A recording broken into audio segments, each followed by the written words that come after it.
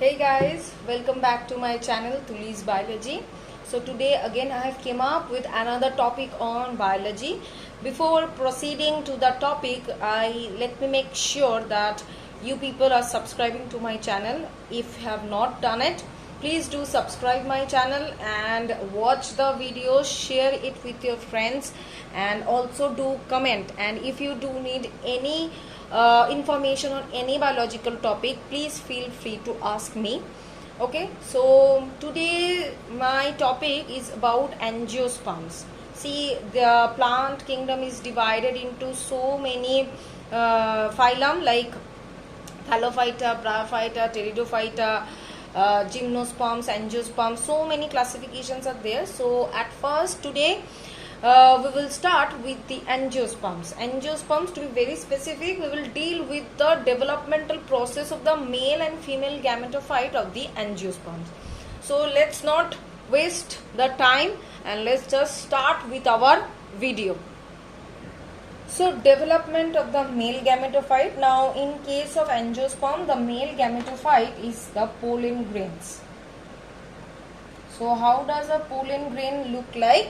It is a small globular structure which is having two membranes. Okay. Now the outer membrane is termed as exine and the inner membrane is termed as intine. Now this pollen grain, which is an unicellular structure, it also do possess a central nucleus. Now after pollination, when this pollen grain is falling on the stigma, that is the female reproductive part of the angiosperm. Now when it is falling on the stigma, what happens? These pollen grain absorb some sugary substances which is secreted by the stigma. Okay, and when it is absorbing those sugary substances, this pollen grain actually swells up in size, and emergence of a small tube-like structure takes place through a pore. That pore is termed as germ pore. That means from this region.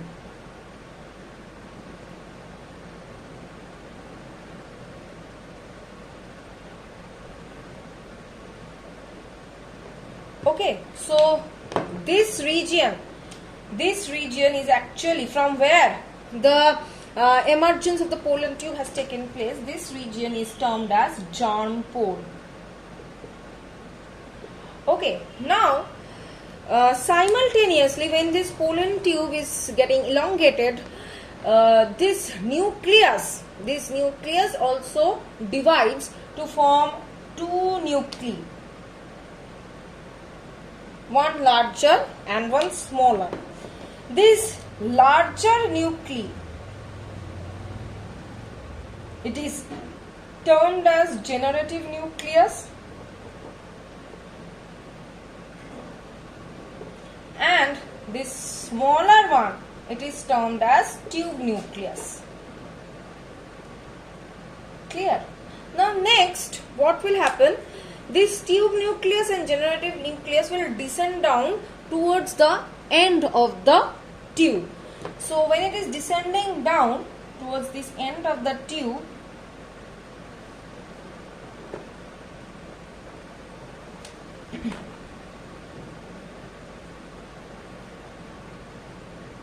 tube nucleus will be situated at the tip, whereas the generative nucleus will again be divided into two nucleus. Okay, now these two nucleus now termed as sperm nuclei.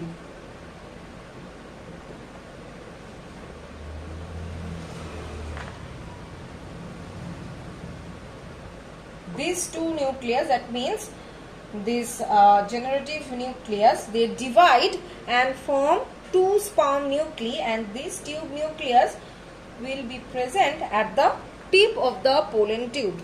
So that means from one nucleus, we are getting three nuclei, two sperm nuclei and one tube nucleus. Okay, so Now why two sperm nucleus? Now one is there to fertilize the egg cell so that the embryo can be formed.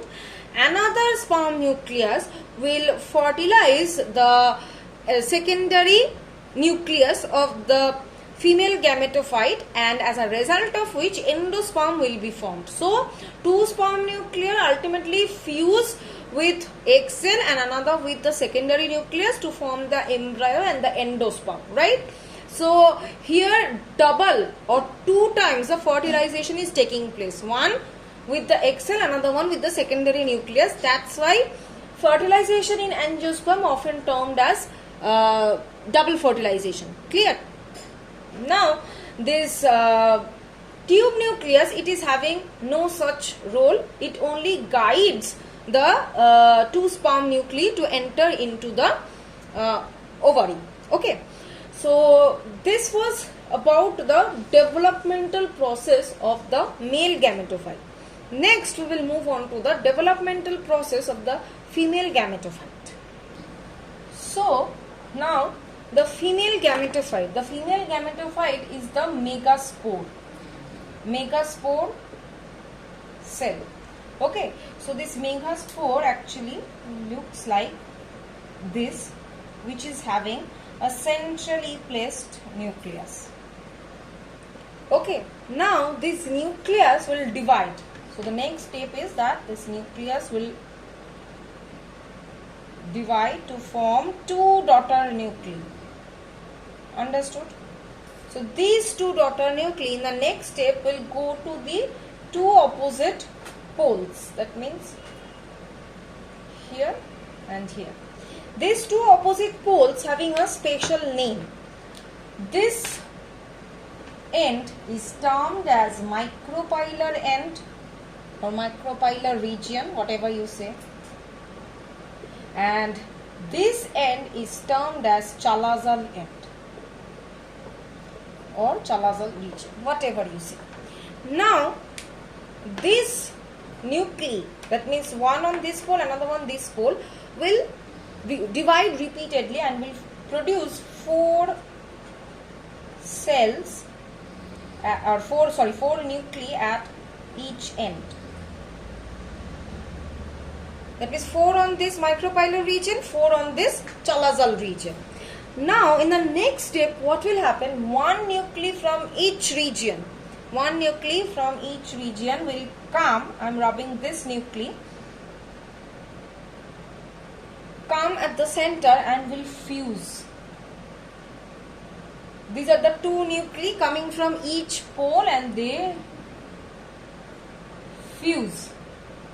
Okay, and this structure, that means the structure which is formed by the fusion of these two nuclei from these two poles, this is termed as secondary nucleus, which is diploid in nature, not haploid but diploid in nature. Clear? So why now, you tell me why diploid? Because this nuclei which has been divided to produce 8 nuclei, these are haploid in number. Okay, so when two haploid comes from two opposite poles in the center and they fuse together, they form a diploid nucleus, which is termed as secondary nucleus. Clear?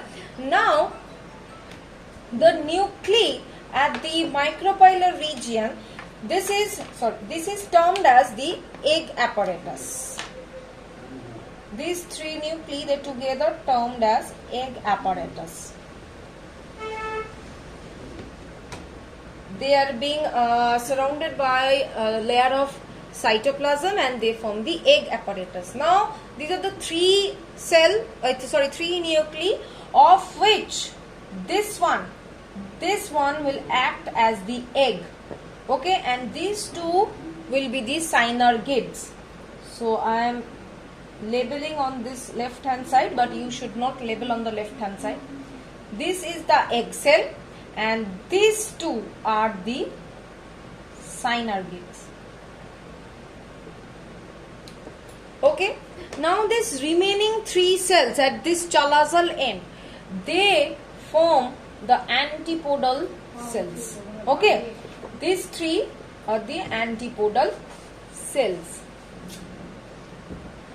Now, this egg apparatus formed by egg and synergids. Now you know the function of the egg.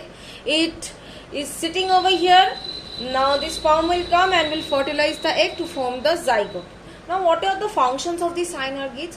These are the ones who guide the sperm nuclei or the pollen tube to come to the egg and can fertilize the egg. So it is a guide. Okay, it helps to find out the egg. It is helping the sperm nuclei or the pollen tube to find out the egg.